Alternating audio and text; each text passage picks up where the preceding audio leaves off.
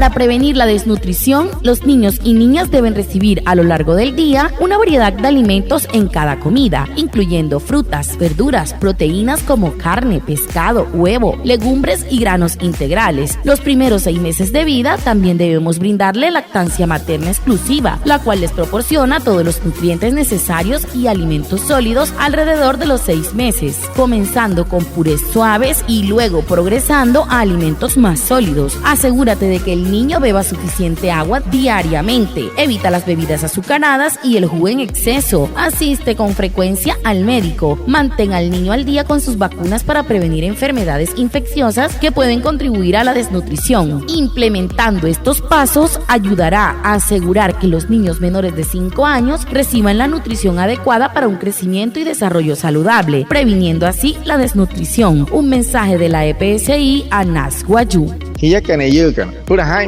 na huchoni kana iru wane nakua hanairu hemei heiniemre pani surya shaka hantena wanka anai hatani kunka wanepia wane walin tukute kut nata walin tejima kat katrehime hasara karina shkutraspana kargunu saka karekut